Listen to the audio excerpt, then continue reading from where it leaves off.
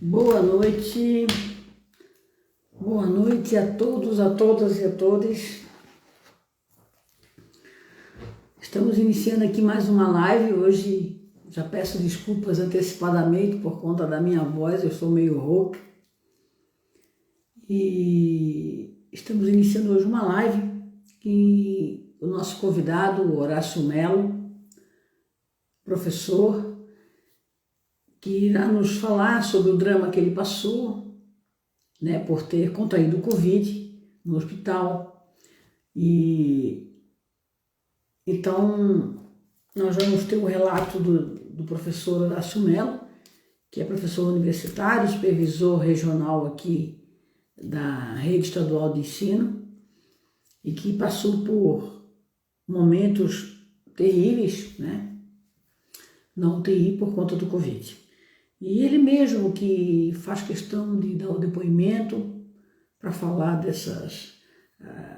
do que ele passou, né, do sofrimento todo dele, da família, dos amigos, e como ele se sentiu nesse período lá, enfim, porque atualmente, eu acho que ele já chegou aqui, eu já vou chamar, um minutinho só. Deixa eu verificar se é ele que chegou. Não, ele está aqui já, eu vou chamar aqui. Professor Horácio, está chegando aqui, nosso convidado. Olá, boa noite. Olá, boa noite, tudo bem? Tudo bem, Tudo bem? Margarete? Tu tá me Tudo ouvindo bem? ótimo. Tá ouvindo Sim, tá bem? perfeito, te ouço bem, sim. Então tá, porque eu esqueci de pegar o fone de ouvido, mas tá bom, né? O áudio aqui. Tá tudo tranquilo, pra mim tá ótimo. Tá bom, querido. Em primeiro lugar, boa noite. Prazer em te conhecer assim, dessa primeira vez, né? Dessa forma. Mas graças a Deus, de uma forma até boa, né, Horácio? Estamos aí Sim, vivos, né? Sobrevivendo sim. a essa pandemia. E tu, especialmente, pelo sofrimento que tu passou. E eu quero te agradecer já de antemão toda a tua boa vontade, a tua boa intenção em querer dar esse depoimento, que é um depoimento doloroso, pelo drama que tu passaste, que só tu sabes, né? Mais ninguém. A tua família também, né? Eu assisti aquele teu vídeo que tu mandou, que tem o áudio do médico falando com a tua esposa. Eu chorei e eu fiquei assim, eu só mandei para algumas pessoas porque fiquei na dúvida de talvez de pesar mais aquilo que a gente já está tão. Quer dizer, nem todos estão, né? Talvez esse seja a nossa missão, né, Horácio? Que todos se conscientizem, né? Dessa situação em que podemos estar, né? Porque o Covid ele não avisa como ele vem, né? Para uns ele passa assim, nada, né? E para outros ele maltrata muito, né? Alguns ele leva a óbito e alguns ele deixa sequelas. Enfim, nós temos diversos casos, cada um tem uma situação para contar. Mas hoje quem vai falar és tu. Eu quero primeiramente te agradecer o teu tempo, a tua disponibilidade, esse teu cuidado, essa tua preocupação com o coletivo, com a sociedade, em querer abrir o teu caso, o teu problema, para que as pessoas se conscientizem, né, desse mal grande que nós estamos passando nesse momento, e no momento agora crítico, né, um momento em que vai fechar tudo de novo.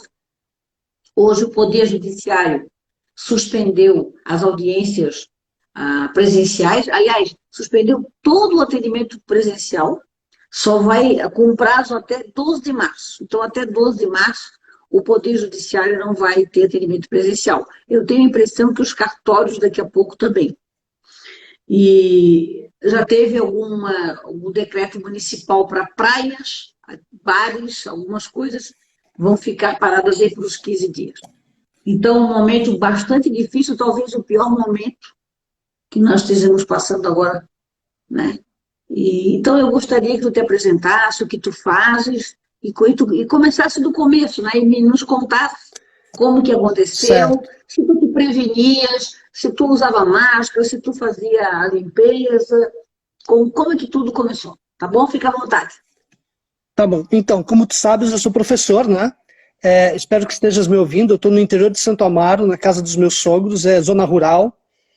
E a gente fica aqui a maior parte do tempo, quando pode, exatamente para fugir dessa questão da aglomeração. E no dia 17 de março do ano passado, quando iniciou esse processo da pandemia, que as aulas foram suspensas, que se passou para o trabalho remoto, eu e a minha família viemos para a casa do meu sogro e nós ficamos aqui basicamente 100 dias, sem sair. Mas aqui é um local muito alto, são 300 e poucos metros acima do nível do mar, e acaba ficando muito frio nos meses de inverno. E a gente voltou para Palhoça, onde eu resido, e continuamos fazendo todos os cuidados, evitando de sair de casa ao máximo, indo ao mercado somente naqueles horários de menor fluxo, início da manhã ou no final da noite, não saindo. Eu tenho 2 meninas, uma de 5 anos e outra de 8 anos, todos os cuidados, higienização, uso de máscara, todo cuidado, assim, paranoicamente todos os cuidados contra a Covid. Aproximadamente ali no mês de final de outubro, início de novembro, minha filha de 8 anos começou a ter um probleminha no dente que estava nascendo. E ele começou a nascer e o outro não saiu. Aí nós tentamos tirar esse dente em casa, como a gente fazia normalmente, e não conseguimos. E eu fiquei preocupado que o dente fosse incomodar muito, e eu disse para minha esposa, vou levar a Laura ao dentista. E a minha esposa disse, não é hora de sair de casa. E aí ficamos naquele impasse, eu disse, eu vou levar a menina no dentista. Marquei o dentista e fomos ao dentista. E antes de sair de casa, minha esposa disse assim, pelo amor de Deus, suba pela escada. E eu fui, eu e a minha filha de 8 anos, coloquei o carro no estacionamento e automaticamente eu subi no elevador. Fui até o dentista, fizemos todo o procedimento. Na volta eu desci pelo elevador. Tive contato no elevador com o pessoal do consultório de dentista e o rapaz do estacionamento, onde eu paguei o estacionamento. 3 dias depois eu estava com Covid. Então foi a única saída de casa em quase 200 dias, por um erro de cuidado, que eu era extremamente cuidadoso, eu não fui pela escada, e eram 2 andares apenas, então foi para aquela coisa de automaticamente subir no elevador. Eu tive o primeiro sintoma, esse foi na quarta, eu tive o primeiro sintoma na sexta, minha filha de 8 anos teve sintoma no domingo, minha esposa teve sintoma na terça. E a minha outra filha de 5 anos, a gente acredita que ela contaminou, mas não teve nenhum sintoma. Eu tive sintomas leves inicialmente, vim aqui no Hospital de Santo Amaro, a gente faz quase tudo em Santo Amaro, sabe? Então eu vim aqui no Hospital de Santo Amaro, fui atendido 11 horas da noite, saí já com o kit de medicamentos que deram para a Covid. A minha esposa no domingo também estava ruim, foi ao tratamento. Minha filha teve só uma pequena febre. Minha filha no domingo teve uma pequena febre, a Ana Paula na terça também começou os sintomas. Na quinta-feira eu comecei a ficar piorzinho, e no domingo, dia da eleição... Eu vou te dar uma interrompida de vez em quando um pouquinho. Claro. Até para a gente saber. Quais eram os sintomas que tu tiveste inicialmente? Dor de cabeça, dor no corpo e nariz escorrendo, sensação de gripe, sabe aquele início de gripe? Muita dor de cabeça, sensação de que eu havia carregado pedra, sabe? Aquela dor no corpo que dói tudo. Não vou dizer que dói até o último fio de cabelo, porque não tem cabelo, né? Mas doía tudo, aquela dor de ficar na cama sem ânimo para nada, sabe? Aí eu disse para minha esposa, tô com Covid. Aí ela disse, tá bobo, tá brincando? Eu digo, não, vou lá em Santo Amaro porque eu tô com Covid. Aí eu vim aqui, me deram os medicamentos e agendaram o teste para outra segunda-feira. Quais medicamentos que eles te deram?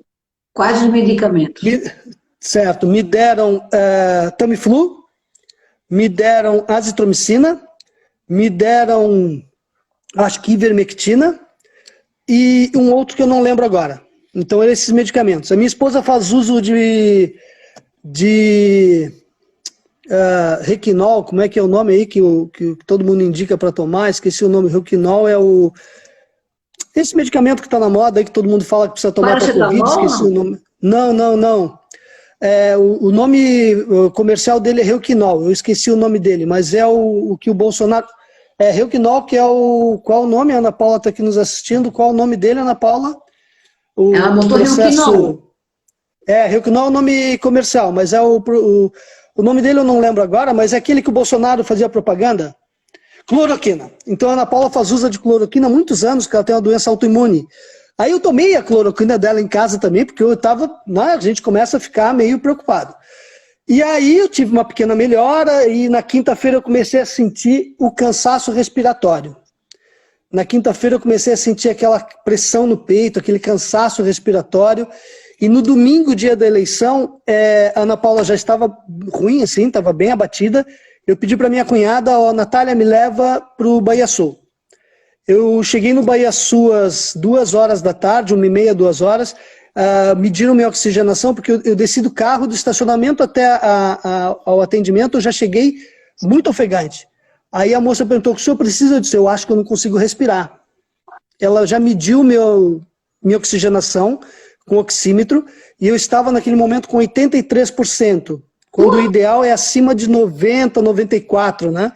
Aí eu estava com 83, ela me botou para dentro da emergência direto, sem fazer nenhuma documentação, minha cunhada ficou encarregada disso, e lá eles já me colocaram direto no oxigênio. E aí depois foram ver os outros procedimentos. A partir do dia 15, eu fiquei 2 dias no Bahia Sul, na emergência do Bahia Sul, com oxigênio, tomando medicamentos, aí era uma infinidade de medicamentos, bem prostrado, bem cansado, e na noite do dia 17 eu tive uma melhora. E aí a médica disse, eu vou te levar para o quarto, se tu continuares com esse quadro de melhora, a gente pode até pensar numa alta para ti a partir de agora. Eu entrei no quarto às 20 horas do dia 17. Eu acordei 17 dias depois saindo da UTI. Eu tive uma piora muito grande, eu não sei como eu tive essa piora, eu não consigo identificar, eu mandei uma foto para minha esposa, me levaram para o quarto, eu estou melhorando. Aí as 2 enfermeiras vieram me recepcionar no quarto, fazer aquele procedimento todo de entrada, disso eu lembro, e eu acordei 17 dias depois, saindo da UTI, com uma traqueostomia, muito abatido, 20 quilos mais magro, extremamente, aqui eu ainda tenho uma marca, uma ferida no rosto, que eu construí uma ferida no rosto, tenho várias cicatrizes que não chegaram a virar feridas, mas ficaram manchas no corpo, nas costas, na região lombar, na cabeça, e eu tive uma escara no pé que levou quase 35 dias para curar.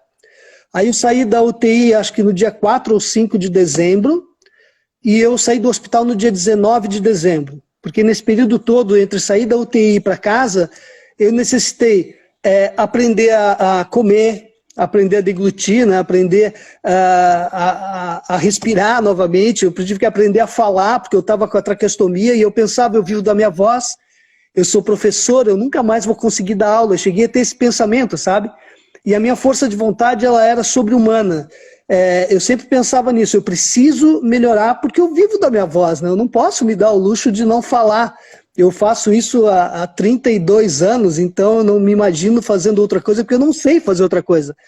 E aí, com muito trabalho de fisioterapia, muito trabalho de fonologia, o atendimento do Bahia Sul excepcional, eu fui muito bem tratado em todos os momentos, uma equipe de altíssimo nível, e eu estava lá por um plano de saúde do Estado, então eu não estava como paciente particular, um paciente de plano de saúde, mas o atendimento assim ímpar, uma equipe médica que com certeza me ajudou também a recuperar e conseguir chegar hoje. Eu estou a 84 dias da minha alta, foi dia 19 de dezembro, 19 de janeiro, cerca de 80 dias da minha alta, e eu estou muito recuperado. Não estou 100%, ainda tenho uma série de problemas, depois eu vou conversar sobre essas coisas que ficaram depois da Covid, mas eu já consigo dar minha aula, por exemplo, já consigo falar, estou falando contigo aqui tranquilamente, sem precisar parar para tomar fôlego.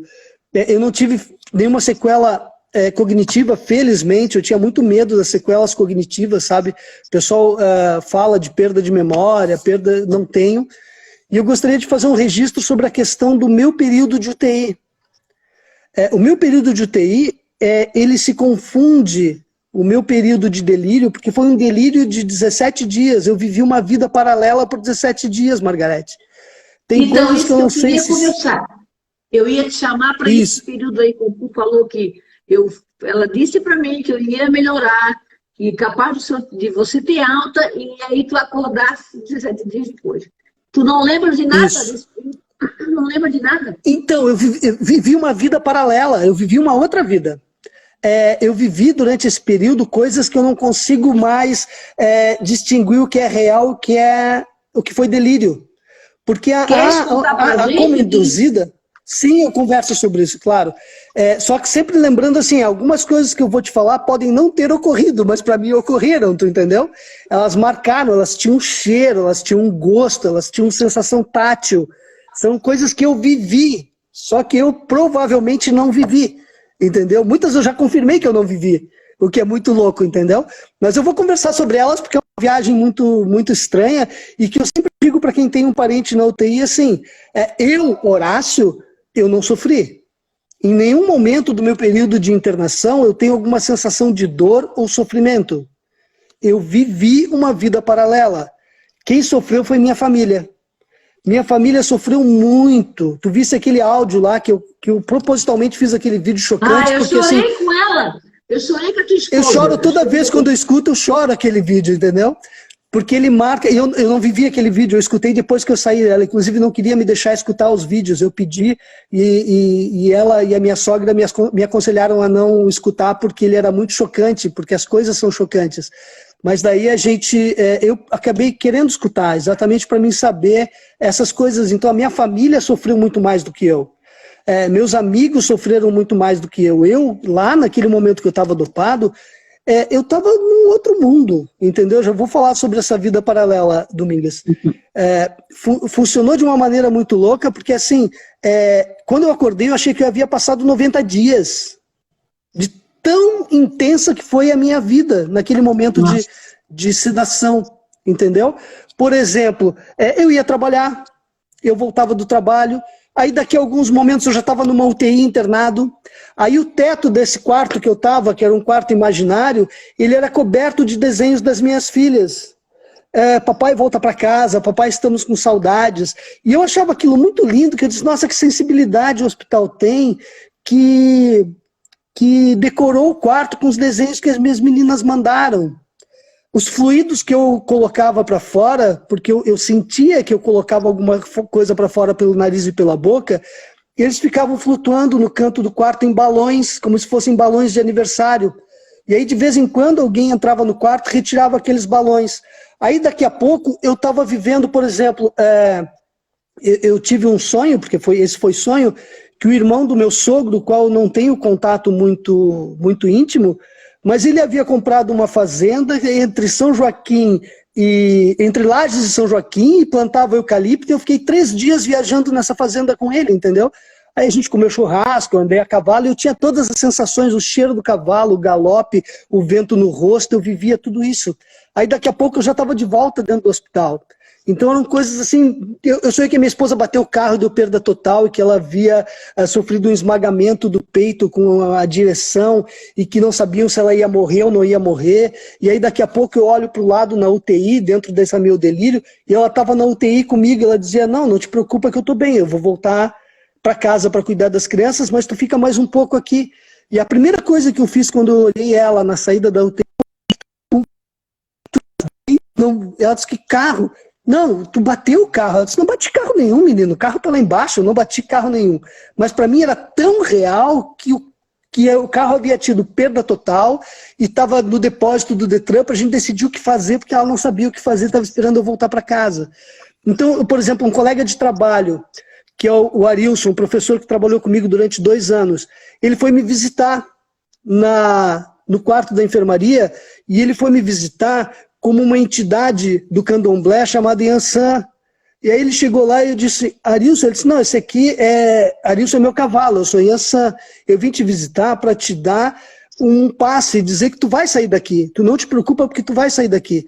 Aí me deu um passe e tal, aí daqui a pouco o Arilson voltou a ser Arilson, perdeu a entidade, eu disse assim, pô, negão, como é que tu veio me visitar se a minha esposa não pode entrar aqui? Nesse momento eu já estava na UTI de volta. Ele disse, não, eu sou amigo do dono do hospital, ele deixou eu vir te ver, porque ele sabe que eu gosto de ti, que tu é meu amigo, e eu vim te ver. Aí depois eu encontrei, ele disse, Arilson, me diz uma coisa, tu fosse lá na UTI me ver?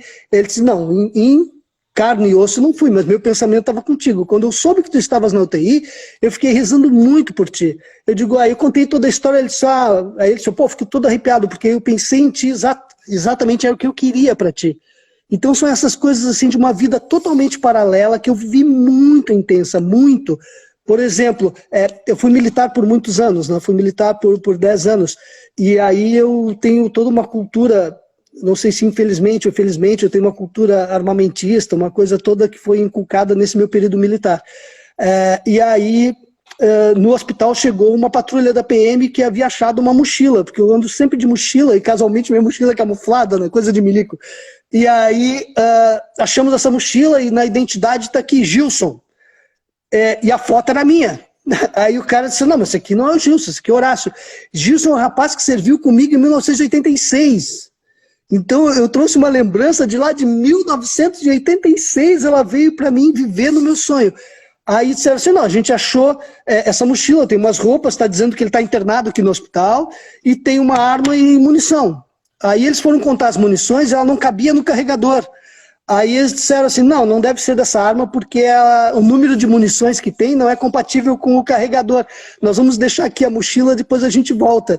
Então umas coisas loucas, assim, sem pé nem cabeça. Eu resgatei minha vida de tempo de militar, eu trabalhava no Ivo Silveira, eu trabalhava na Faculdade da Palhoça, eu tinha todo o convívio e ao mesmo tempo eu estava dentro da UTI. Eu me enxergava dentro da UTI. Agora eu fiquei assustado porque eu enxerguei nesse final de semana no Fantástico sobre aquele acidente do ônibus em São Paulo, que teve 42 mortes e tal, e aquilo foi no dia 25 de novembro. 25 de novembro eu estava ainda na minha primeira intubação, porque eu tive 2 intubações. A primeira não deu certo, eu não reagi. Aí fizeram a traqueostomia e me intubaram de novo por um mais efetivo, vamos dizer assim. E eu sabia tudo disso. Eu vi isso, só que depois quando eu acordei, eu fiquei sabendo, havia uma televisão no meu quarto. Então, algumas coisas que aconteciam no mundo externo, eu acabei captando, né? Essa questão, por exemplo, desse acidente de São Paulo, eu tinha ele bem vivo na minha cabeça, porque isso aí eu fui captando enquanto eu estava lá no momento dessa sedação, assim. Mas eu posso te dizer que, como ser humano, eu não sofri. Até eu converso com a minha esposa e digo assim, Ana, se eu tivesse morrido, como será que seria? Será que eu teria percebido que eu morri? Ou será que eu ia continuar nesse delírio num outro momento? Porque ninguém sabe a morte, né? Então eu sempre falo, e tem 2 coisas que me chocaram bastante, e aí eu não posso te dizer se foram reais. Eu posso só te pedir para Pode. o teu rosto, ele só está aparecendo. Isso. Tá ótimo. É que eu fui levantando a mão e foi saindo, foi ficando só o teto. Então tá, deixa eu ver se dá mais uma distância aqui, perfeito, tá. Então, tem 2 coisas que eu não posso te dizer se aconteceram ou não, mas eu senti bem forte, que foram 2 paradas respiratórias, mas eu não posso te garantir se elas existiram ou se elas foram delírios. Na primeira parada respiratória, eu estava enxergando tudo verde, assim, né, tudo normal, tudo... E daqui a pouco eu comecei a ter um sofrimento e os tons foram ficando escuros e ficaram rosa forte e eu desisti. E no momento que eu desisti da primeira parada, alguém me disse assim, eu não vi luz, eu não vi cera, eu não vi anjo, eu não vi nada desse tipo. Eu escutei uma voz que disse assim, não é a hora de tu morrer, nós vamos voltar. E aí, alguns momentos depois, eu recebi o oxigênio, porque aí eu tinha perdido o tubo nesse meu delírio, não sei se é delírio ou se é realidade, eu havia perdido a oxigenação e aí alguém me colocou no oxigênio de volta e eu voltei.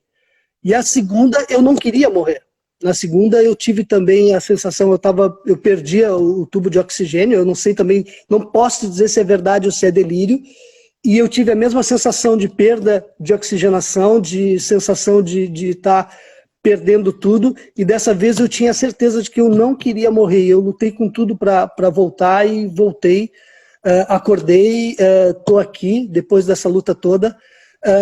Tem outra coisa para te relatar que tem a ver com o que eu ganhei com isso. Eu acho que eu não perdi, eu ganhei muitas coisas. Eu sempre fui uma pessoa muito simples e eu descobri que a simplicidade ela vale muito.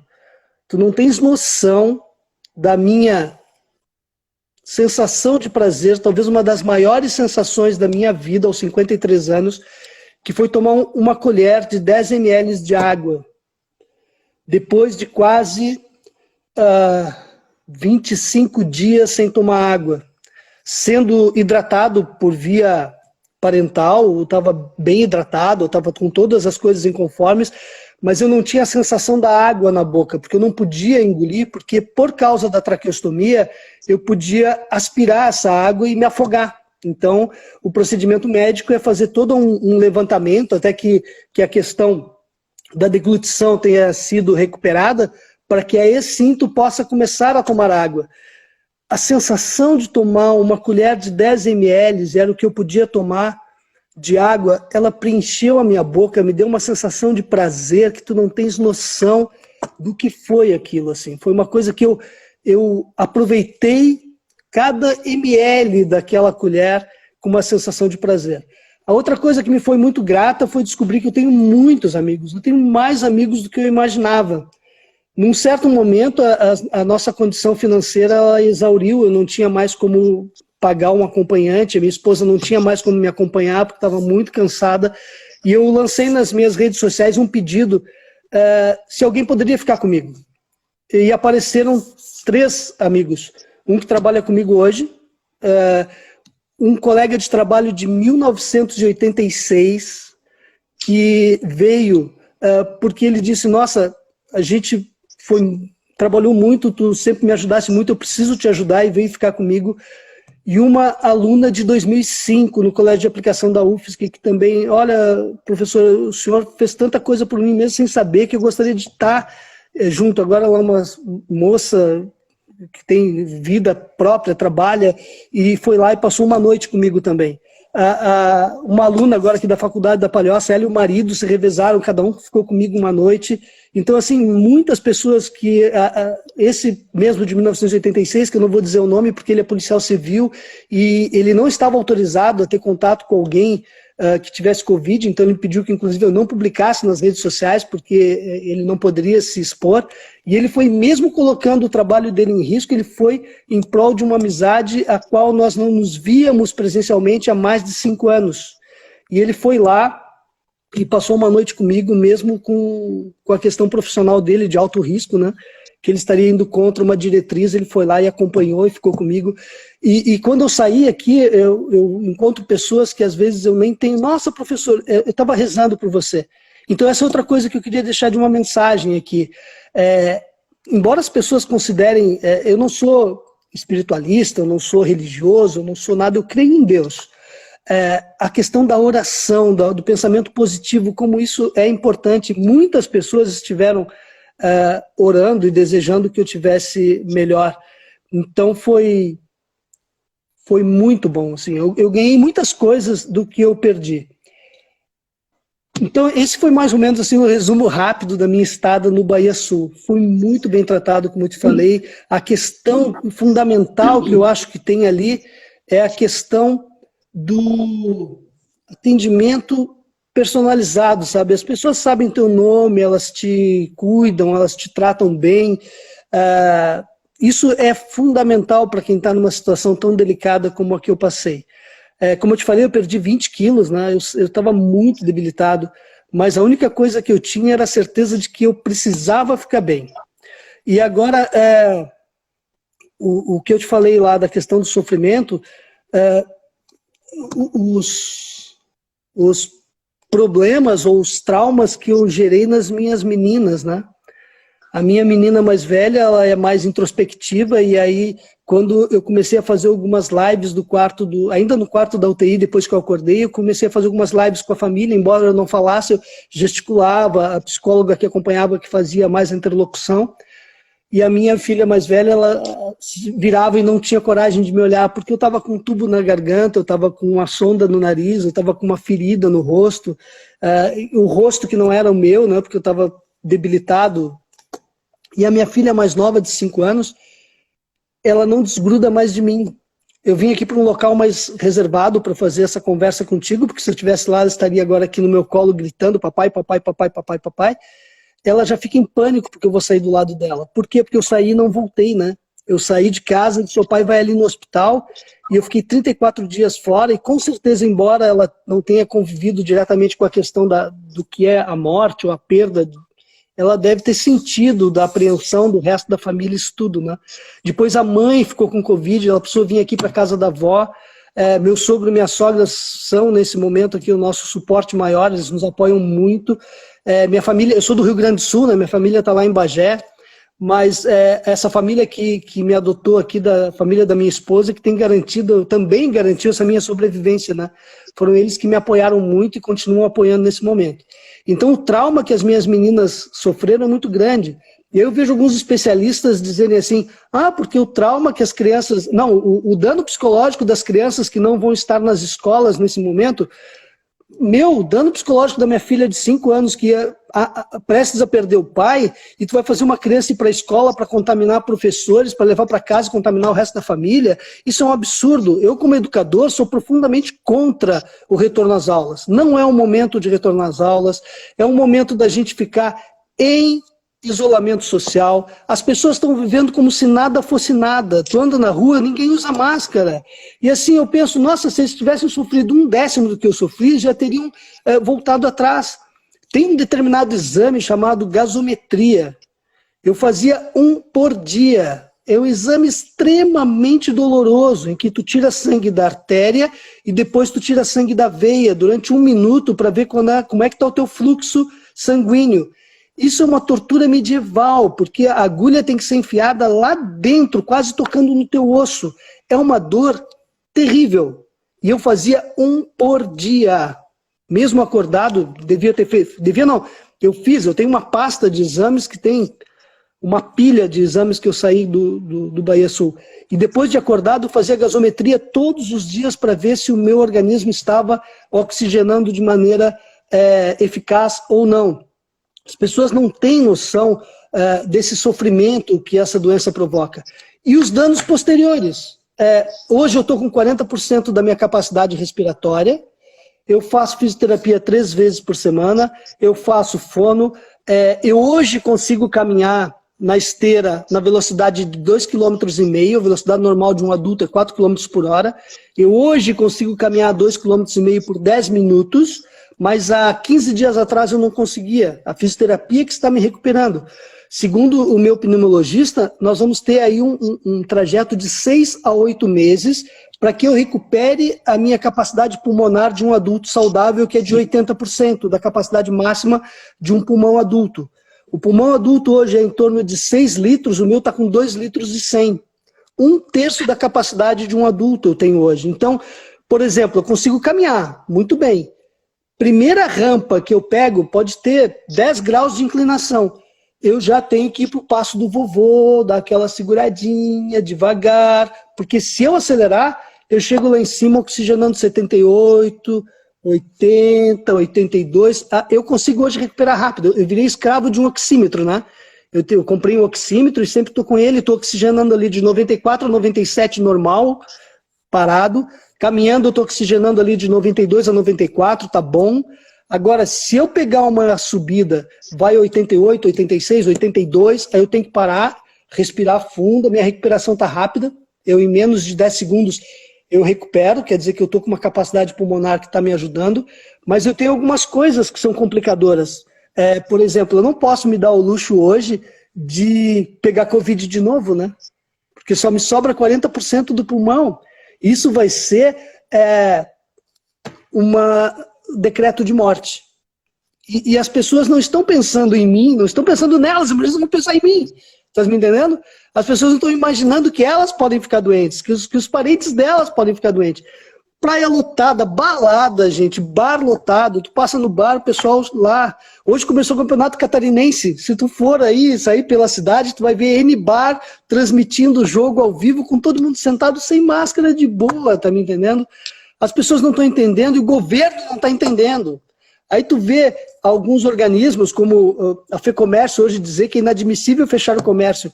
Gente, economia sem gente para comprar não é economia. Porque daqui a pouco a gente vai ter um número de mortos muito grande. sei lá, eu tô meio paranoico, não sei se é porque eu passei por essa situação, por isso que eu te agradeço por me dar essa voz, sabe? Eu acho que tu és uma pessoa que tem capilaridade muito grande, então isso vai chegar em muitas pessoas, que a minha mensagem é: cuide-se, porque essa doença é terrível. Minhas duas pernas são dormentes. Eu tenho edemas, estouram edemas na minha coxa sem batida. Eu estou cheio de edema, que é efeito colateral dos medicamentos que eu tomo. Eu tomo 8 medicamentos hoje para recuperar minha capacidade respiratória. Isso tem um impacto financeiro na minha vida, tem um impacto de saúde, porque 8 medicamentos, teu estômago não aguenta, né? Então tu resolve uma coisa e estraga outra. É complicadíssimo. E assim, só para registrar antes, a única coisa que eu tinha era pressão leve, pressão alta leve, assim, não era aquela pressão alta. Um tratamento medicamentoso me mantinha normal, era saudável, não tinha nada, me gabava de não pegar nenhuma gripe, que estava sempre saudável. E, no entanto, da minha família aqui, eu fui o que mais fui afetado, né? Então isso é bem complicado. As pessoas Então, precisam se cuidar. eu Fale. gostaria, eu tô te ouvindo, eu acho que tu tem essa.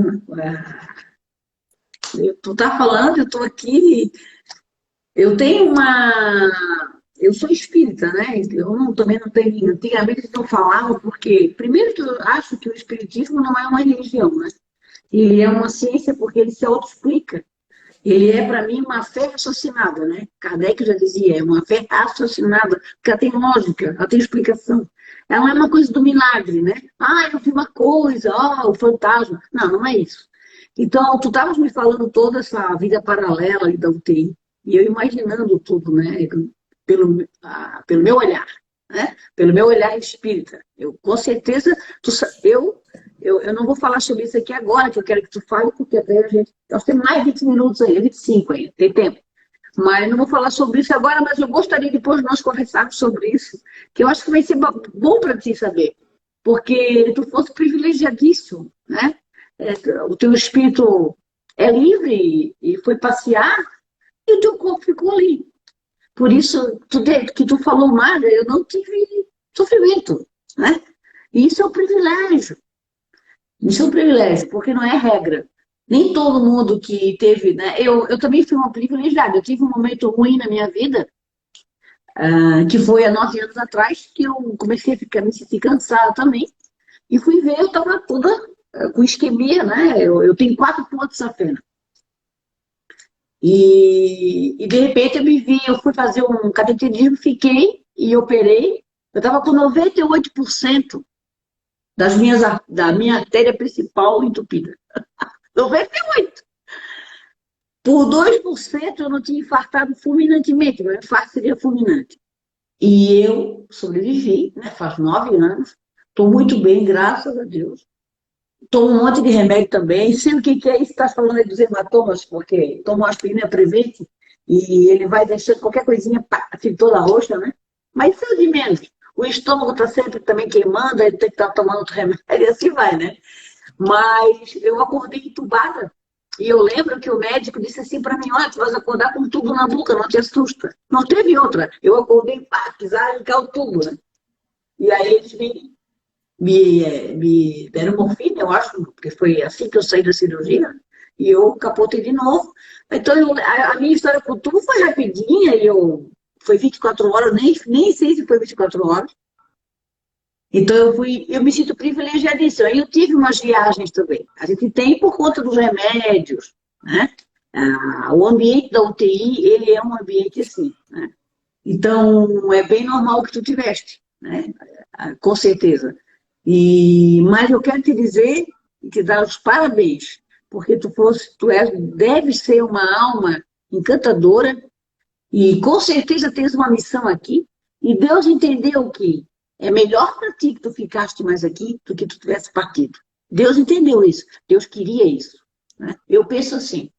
Porque quando a gente também morre, porque Deus acha que morrendo é melhor para nós, entendeu? Só que a gente não consegue entender isso e nem quem está ao nosso redor. Mas quando a gente fica, é porque também Deus entende que o ficar é o melhor para nós. e a tua esposa, tuas filhas, teus amigos, aí tu percebeu a força do amor, que talvez tu nunca tenhas percebido. Percebesse como isso te ajudou. Essas orações chegavam para ti nesses balões que tu via coloridos. Eram as orações, as vibrações positivas para que tu saísse daquilo ali. Isso tudo ajudou. Isso ajudou o teu merecimento enquanto ser humano, a tua história com a vida, porque eu acredito que nós tenhamos um mandato aqui, um prazo. É aquela velha história, não era a tua hora, né? O teu amigo espírito disse para ti, né? Não é hora de tu morrer agora, não é? Entendeu? E aí, não era hora mesmo. E por isso que tu foi, olha que a coisa ficou brava, e tu foi, e tu estás aí. E vai se recuperar. Daqui a um tempo, isso tudo vai ser uma história de vida para ti, de aprendizado, e eu acho muito bacana o que tu estás fazendo hoje, te expor dessa forma, compartilhar, pensando no coletivo. E talvez esse seja um dos compromissos que tu assumiu com Deus, né? Nessa sobrevivência tua. Eu vou ajudar aqueles que ficaram e que podem ficar amanhã no meu lugar. Né? Porque nós vivemos hoje, para mim, a fase mais crítica do Covid. Porque as pessoas acham que acabou e não acabou e está todo mundo se contaminando. Então é a pior fase que tem. As UTIs estão todas lotadas, já, o Hospital Florianópolis já está escolhendo quem fica. Hoje, de 4, escolheram 2. 2 foram embora para casa. Entendeu? E aí o Sim. Covid ele é assim, né? Então, eu acho assim que... Eu só falei um pouquinho para agora tu voltar a falar, que agora a ação é tua. Sim. Quando eu estive internado, um dos enfermeiros que me ajudou muito, que foi o Neto, ele disse exatamente isso, assim, olha, o senhor está aqui bem, conseguiu recuperar, porque a gente está numa fase em que tem pouquíssimas pessoas na UTI, e o atendimento pode ser muito mais personalizado. Porque, óbvio, né, tinham 5, 6 pessoas junto comigo. Hoje tem 12, 17, sei lá quantas, entendeu? Então, a capacidade de atendimento ela é muito diferente quando você tem uma demanda menor de uma demanda maior. E o próprio atendimento que eu recebia do pessoal da enfermagem, porque tinham leitos vazios, entendeu? Eu fiquei em quartos duplos, né? Muitas vezes eu fiquei sozinho, sem ninguém na cama ao lado, porque...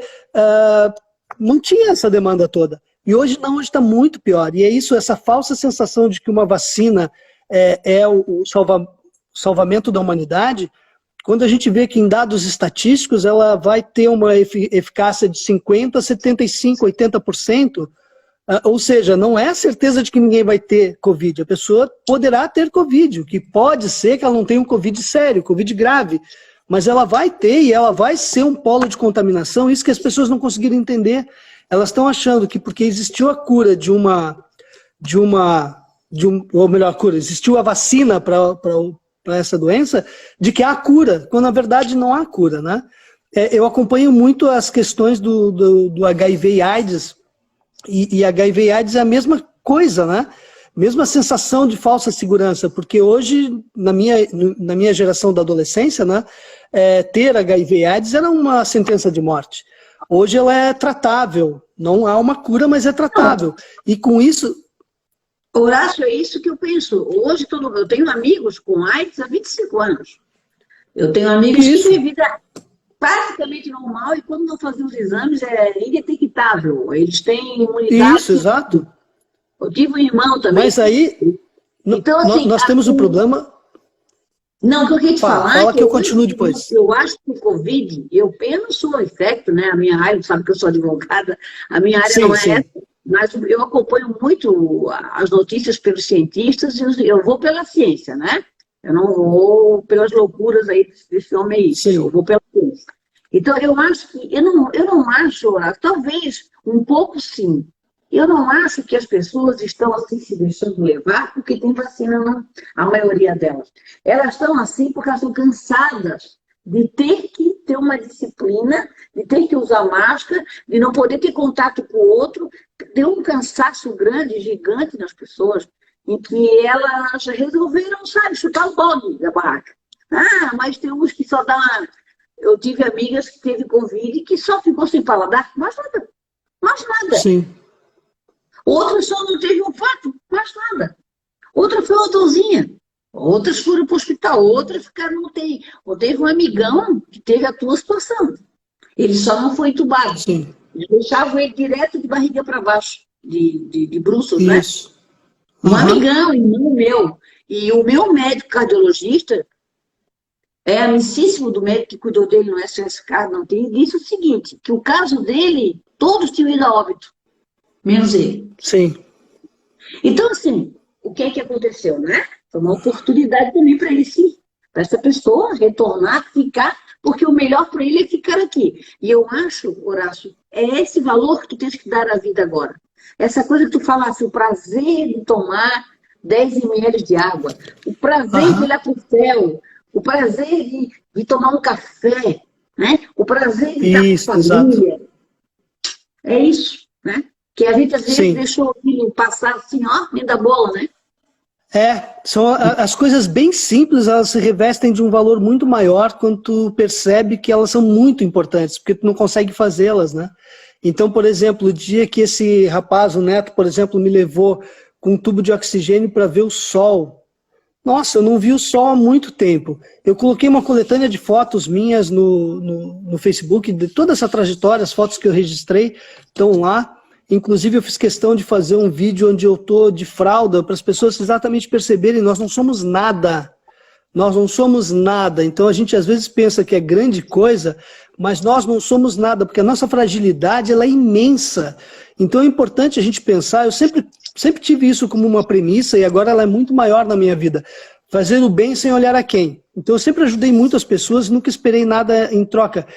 E hoje eu percebo que a gente precisava cultivar isso, sabe? Eu acho que a gente precisa colher dessa coisa ruim toda, perceber que nós temos que melhorar, a nossa sociedade está doente, então a gente precisa melhorar, precisa cuidar mais de si e dos outros, porque eu não consigo viver eu bem com uma infinidade de pessoas que não estão bem. Então os meus próximos, eles têm que estar bem também, como eu. Então são essas coisas que a gente precisa exercitar um pouco mais, a gente precisa exercitar um pouco mais a gentileza, precisa exercitar um pouco mais a questão da simplicidade, de não ser o ter, mas o ser, ter outros paradigmas, sabe? Isso para mim era muito claro antes e agora reforçou muito mais. A importância de poder estar com a família, como tu disseste, isso para mim é muito importante, hoje mais importante ainda. Enfim, eu tive algumas perdas, assim, nesse momento, nesse grande momento, né, eu até nem me comparo, que o meu foi um pouco, não foi tão traumático quanto o teu, né? Foi grave tanto quanto, né? Eu podia ter morrido também. Aliás, eles acharam que eu não ia resistir até. Eu nem sabia disso, mas todo mundo estava lá. Mas deu tudo certo, né? Estou aqui também. Eu também sou uma sobrevivente, de forma diferente, mas eu quero te dizer que depois disso, para mim, a minha vida mudou completamente, Horácio. E um desses motivos de eu estar aqui falando contigo hoje é isso. Sabe, essa solidariedade, é estar bem se o coletivo também está. Porque o que adianta tu ter um título, um cargo, a conta cheia de dinheiro, lá na UTI para te adiantar alguma coisa? Quando tu estava de fralda? Não teria nenhuma diferença, exatamente. Nenhuma diferença, se tu ganhasse 1 milhão, tu lá de fralda, com uma traqueotomia, sem respirar, sem tomar nada, sem comer. Tu tens um carro novo. Então, sabe, essas coisas, nós simplesmente abandonamos a nossa essência, que é o nosso espírito, a nossa alma, abandonamos os afetos, abandonamos os valores e fomos para a matéria.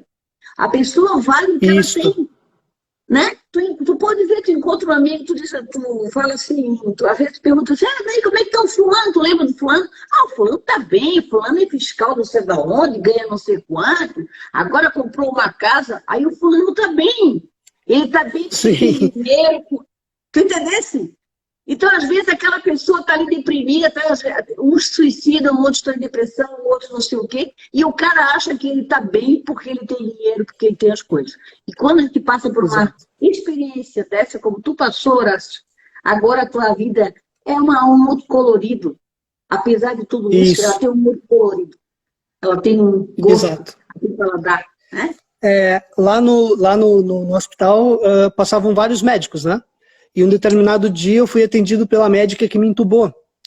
E aí ela disse, ó, o senhor não lembra de mim, provavelmente, mas eu fui a médica que lhe entubou, e aí no meio da conversa ela começou a chorar. E aí eu olhei para ela, olhei para minha esposa e disse, não, eu tinha certeza que o senhor ia morrer. Eu estou emocionada de ver o senhor nesse estado que está, porque quando eu te entubei para morrer. Tu entendeu? Então, isso me tocou profundamente porque a gente percebe que ainda temos uma questão de sensibilidade, né? Que aquele profissional, que é o profissional que a gente tem aquela ideia de que é um profissional frio, muito pelo contrário, ainda se emociona. Então isso é uma coisa importante, porque essa questão da humanização ela tem que passar por todas as profissões. Não é só pela profissão das ciências humanas, como no meu caso, professor do curso de pedagogia, que trabalho com adolescente. Não só eu preciso pensar na questão do ser humano, do ser integral, do ser total. Todos nós precisamos pensar nisso, né? Então, aquilo que eu te falei, uma coisa que me ajudou com certeza a melhorar foi o atendimento super personalizado que eu recebia. Eu me sentia valorizado como ser humano. Isso foi um resgate muito grande. Isso foi muito legal. Tu queres ver uma coisa? Tu fez me lembrar agora, eu fiz a última live que eu fiz, foi com o Gelson Albuquerque, ele é enfermeiro, ele é presidente do Conselho Regional do Corém. do Corém. E nós falamos sobre o desgaste dos profissionais de saúde, os enfermeiros, técnicos de enfermagem, auxiliares de enfermagem, todos que estão envolvidos nessa classe do Corém. E aí foi esse outro lado, a gente pensa que eles não sentem, mas a Olga, que até estávamos assistindo, eu acho, eu vi ela entrando aqui, que também é enfermeira, e a Olga Zigueri Garcia é professora da UFSC, professora doutora, e ela é enfermeira de formação. Ela disse que muitas alunas dela, que estão hoje trabalhando em UTIs, enfermeiras, com esses casos de Covid, que é muito triste, elas vão para casa e sofrem muito tomando remédios, porque antes de entubar, eles pedem para fazer um vídeo para a família. Tem uma série de coisas que acontecem e que eles se sensibilizam e levam isso para eles, entende? Então, eles estão muito desgastados também, esses profissionais. Sim. Então, eles precisam também ser valorizados. Eu acho que educação e saúde são profissionais, assim, que nós devemos sempre valorizar. E acho que o momento, eu penso como tu, acho que não é momento para voltar à aula, gente. Como é que eles vão voltar para a aula agora? Exato, é um absurdo. A minha escola, por exemplo, nós optamos como escola em não voltar porque nós não temos estrutura para garantir a segurança dos alunos. Então, nossa escola ainda está em momento remoto. É uma escola estadual aqui da Palhoça, mas nós não tínhamos condição. É irresponsabilidade, é uma ofensa às famílias que nós atendemos permitir que um adolescente volte quando a gente sabe que não tem condição.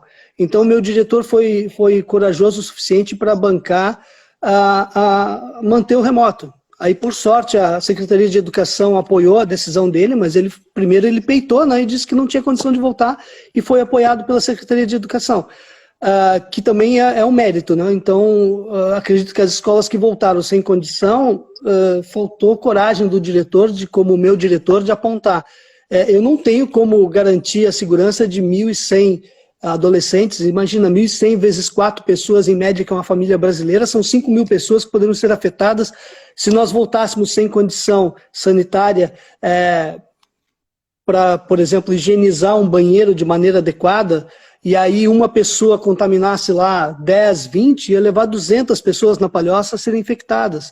Então, nossa escola foi corajosa o suficiente para não voltar e estamos mantendo as aulas em processo remoto. Então, eu acho que a gente está vendo aí, Blumenau, 101 professores contaminados.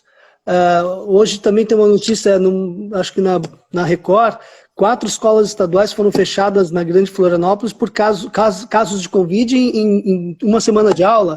Então é muita irresponsabilidade. A gente está botando pessoas porque a escola ela foi feita para socializar. A escola não foi feita para fazer separação social. A escola não tem ambientes para fazer isolamento social. Ela é construída para que as crianças e adolescentes eles socializem. Então o professor ele não foi capacitado ou não tem uma consciência profissional de separação. É a consciência profissional de aglutinar, de trazer todos, de fazer inclusão, de trazer o menino com autismo para trabalhar junto com os outros. Agora, como é que esse professor que está lá trabalhando há 30 anos vai dizer para o aluno, não chega perto do outro agora? Ele não está preparado para isso. Nem o professor está preparado para isso, entendeu? Então é muita irresponsabilidade da gente voltar nesse momento. Eu aconselho aos pais, eu digo sempre aos pais, deixa teu filho em casa, minhas crianças estão em casa fazendo trabalho remoto, deixa as crianças em casa, é mais seguro, seguro para elas, seguro para você, seguro para a sociedade. Não é o momento de voltar para as aulas. E aí o discurso volta a frisar, mas o dano psicológico que as crianças vão ter, quero ver quem vai curar o dano psicológico da minha filha de 5 anos, que ficou chorando lá porque eu vim para outra casa fazer uma live. Eu estou aqui na casa dos meus sogros, que é, como eu te falei, zona rural, ela sabe que eu não saí, meu carro está parado lá, eu não fui embora, mas mesmo assim ela estava em pânico porque eu ia sair de perto dela. Por quê? Como eu te falei, eu fui para casa, para o hospital, e voltei 34 dias depois e ela viveu todo o drama de meu pai pode morrer. Embora não dizendo de uma maneira explícita para uma criança, a criança não é imbecil, né? A criança ela sente. Então ela estava percebendo aquela história. Nossa, aí outro dia eu fui vestir ela, aí subi ela na cama para botar a roupa, puxar a calça e tal. Ela olhou para minha cicatriz aqui, eu tenho uma cicatriz da traqueostomia aqui, e eu voltei para casa com ela aberta, né? E ela disse, é verdade que você tinha um caninho nesse buraco? Ele já fechou, né? Eu digo, o papai tinha um caninho para respirar. Daí expliquei de uma maneira mais lúdica para ela entender, mas, ou seja, ela sacou tudo, entendeu? Com 5 anos de idade, ela sacou tudo, porque as crianças são muito mais espertas do que nós fomos na faixa etária delas, né? Então, com certeza, ela viveu o drama de meu pai pode não voltar mais. Ana Isso Paula é muito tua complicado. esposa? Ana Paula é minha esposa. Oi, Ana Sim. Paula, tudo bem? Prazer, não estou te vendo. Não, que ela perguntou que, mãe, meu pai morreu. Ela perguntou. Sim, ela perguntou para Ana Paula, porque eu não voltava, né? Então, isso é muito complicado. Isso é extremamente complicado. Ela tinha total consciência para perguntar isso. Total consciência, lógico. E o que acontece é, quem vai resolver isso na cabeça da minha criança, da minha filha, não vai ser um ano fora da escola que vai mudar, entendeu? Não vai ser um ano fora da escola que vai traumatizar a criança. Eu até concordo que muitas famílias não têm condição cultural de dar um apoio para a criança estudar, mas eu acho que eu prefiro ter meu filho um ano atrasado na escola e vivo comigo o resto da vida, do que eu mandá-lo para uma coisa que é incerta, porque o vírus ele não tem sinal de alerta, ele não diz que está presente ali, ele é invisível, né, porque é um vírus, é uma coisa micrométrica, e ele pode contaminar essa criança. Hoje nós estamos vendo aí vários casos de crianças que foram a óbito, então já não tem mais aquele mito de que criança não pega. Então existem crianças, em Palhoça aqui acho que tem 2 ou 3 com menos de 5 anos como óbito. Então é uma coisa complicada da gente pensar. Então as famílias elas deveriam repensar isso. A posição do Estado é uma posição pensando no econômico, pensando no capital. As grandes riquezas elas tiveram um aumento imenso nesse momento da pandemia, isso é comprovado aí pelos organismos econômicos, enquanto que nós, população, tivemos um decréscimo nos nossos ganhos muito grande. Então é complicado. Eu estou agora, desde o dia 15 de novembro, né, eu fui para o afastamento do INSS, recebi até o dia 1º de dezembro, e eu já fiz perícia e estou aguardando o pagamento do INSS do salário de 1º de dezembro até o dia 11 de janeiro. Então é tudo muito lento para a gente que é pobre mortal, né? Para a gente que é povo é muito lento. Enquanto que para as grandes fortunas não, as grandes fortunas estão ganhando com capital, então elas querem mesmo que tudo continue rodando, tudo continue, porque se o Zé da esquina morrer, o Zé da esquina abre uma cova comum, enterra o Zé da esquina, joga cal por cima e ninguém vai lembrar que ele existiu. Porque de preferência que morra a família inteira para ninguém chorar, entendeu? Então isso é muito complicado, é duro, o nosso governo infelizmente está compactuando com isso, me sinto envergonhado de ter depositado o meu voto no governo do estado, como fiz, porque não há nenhuma ação concreta. Agora lançaram umas medidas aí que são ridículas, não pode circular da meia-noite às 6. Cara, quer que circula da meia-noite às 6? Não, isso é no mínimo absurdo, entendeu? Então, são medidas que não vão ser eficazes em nada. O tempo de hospitalização é muito grande. Se nós fizermos um lockdown agora, nós ainda vamos ter de 10 a 12 dias de entrada de UTI em alta, porque o tempo que essa doença ela não é instantânea. Se eu parar tudo hoje, vamos imaginar que eu tivesse hoje uma parada total, como a Inglaterra fez. Parei toda a Santa Catarina. Ninguém pode botar o pé para fora. ainda teremos entrada de UTI por 10 a 12 dias, que é o tempo médio que essa doença vai causando agravamento no número de pessoas que nós temos. E criar leito de UTI não resolve, porque eu vou lotar esses leitos, mas vai vir uma nova leva pedindo novos leitos, entendeu? E nós já estamos vendo aí nos noticiários médicos escolhendo quem vive e quem morre. Então isso é muito triste. Isso é muito triste. Hoje eu li que agora a média maior de UTI de 20 a 40 anos. Diminuiu, a faixa etária diminuiu. Aqui em Santa Catarina. E a gente a gente não pegou ainda, eu acho, nós não pegamos uma rebarba ainda do carnaval. Porque nós estamos o quê? Foi agora, né? Faz uma semana aqui. Uma semana. Então a rebarba mesmo é 15 dias depois. E já está desse jeito. Exatamente. E agora, o que é que já começou? As aulas já começaram. As vai aulas vir já outro lote. Tempo. A consequência das aulas já deu tempo. Porque a criança é o maior indutor do Covid. Ele é assintomático e é indutor, a criança. Isso. Entendeu? Exato. Então, é isso que me assusta. Aí ele vai para o colégio, pega o Covid e leva para casa para a família toda. Exato. É isso mesmo. Como é que vai controlar uma criança de não pegar aqui, de lavar com álcool? Não vai, gente. Não tem como, não. O adolescente já não vai conseguir, imagina com uma criança. Então, olha, a situação é grave. É grave. É gravíssimo. Né? É gravíssima. Horácio, a gente está dando o nosso horário antes que... Por enquanto ele não me avisou, eu não sei se eu ando ganhando crédito do Instagram, porque já deu a 1 hora. Mas eu queria que tu nos deixasse aqui uma mensagem e digamos que foi o grande aprendizado que tu tiveste nesse período. Eu sei que foi muitas coisas, né? Muitas coisas. E eu acho que ainda tu nem caiu a ficha de tudo ainda, né? Começa, né? Porque faz 2 meses, né? Que tu saiu, né? 2 meses. 2 meses, então, isso. 2, né? Porque já de fevereiro foi 19 de dezembro, né? 2 meses. Isso. E com certeza isso que tu falou assim, me tocou profundamente. Porque foi o que eu senti quando eu voltei para minha casa. Meu Deus, chegar em casa, a minha cama, o café, o meu banheiro, né? O passarinho que canta todo dia de manhã, o céu, olhar para o céu e tu não olha para o céu. Então, tomar um banho, tu não sabe o que foi o primeiro banho. Porque foram aquele banho de gato no hospital por 34 dias.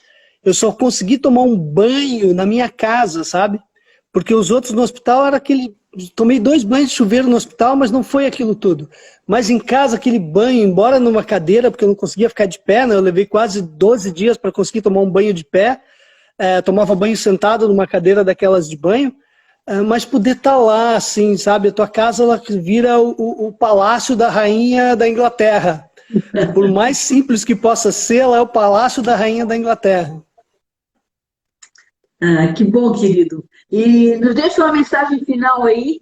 Eu quero avisar aqui para o pessoal. Pessoal, o Onácio me passou um vídeo de 5 minutos, que é um vídeo que ele construiu, que de fundo tem o áudio de uma ligação entre a esposa dele com o médico da UTI, dando notícia dele que ele ainda está em estado grave. E é um vídeo que vai mostrando a realidade do Covid, né? A realidade no mundo, a realidade nos hospitais. Então, quem quiser e tiver interesse, eu fiquei receosa de compartilhar, porque eu fiquei muito emocionada, foi muito impactante para mim. Mas se alguém tiver interesse, me avisa no meu direct do Instagram ou no meu Messenger, me deixe lá, que eu passo o vídeo, tá bom? E querendo avisar vocês também, quem está nos assistindo, que essa live fica 24 horas ou 48, se eu não me engano, no canal do GTV, e eu vou subir ela amanhã para o meu canal do YouTube. Ela vai estar lá no meu canal do YouTube. Então, quem não assistiu, vai poder assistir integralmente no próprio canal do GTV, que é o canal do Instagram, e no meu canal do YouTube, Margareta Hernandes. Tá bom, gente? Eu quero agora que o nosso querido amigo, né, seja bem-vindo à vida e que tu viva 100 anos ainda, mais um pouquinho, e possa reverberar, né, esse valor à vida que tu estás sentindo reverberar pelo resto da tua vida, nas tuas aulas, porque o professor, ele é mestre, ele é aquela pessoa que é o nosso guia, é aquele que nos fala, é aquele que nos marca. Eu sempre gostei dos meus professores. Eu sou, de certa forma, uma professora, sou palestrante também e gosto muito de falar também. Então, né? Então, querido, muito obrigada, eu te agradeço demais e eu gostaria de dar essa mensagem final. Ok, muito obrigado, eu agradeço. A minha mensagem final é cuide-se, cuide-se e cuide-se. Então, prevenção é tudo. Lembre que não é por você, é por mim, é pela minha filha, é por todos. Nós não estamos nos cuidando só por nós estamos nos cuidando por todos. Porque, como eu comentei, a gente não sabe onde esse vírus está circulando. Então, medidas de higiene, medidas sanitárias e principalmente isolamento, né? Usar sua máscara, evitar aglomeração, não vai na balada, deixa para o churrasco ir para depois, ele vai ter bastante tempo para isso. Então, minha única mensagem é essa. E agradeço profundamente aí poder ter compartilhado contigo, poder ter conversado, me coloco à tua disposição para o que tu precisar. Tá bom? Obrigado, um beijo. Querido, muito obrigada e eu vou te procurar para nós ter aquele papinho, tá bom? Perfeito, obrigado, um beijão. Tchau. Beijo, tchau, gente, muito obrigada. Tchau. Tchau.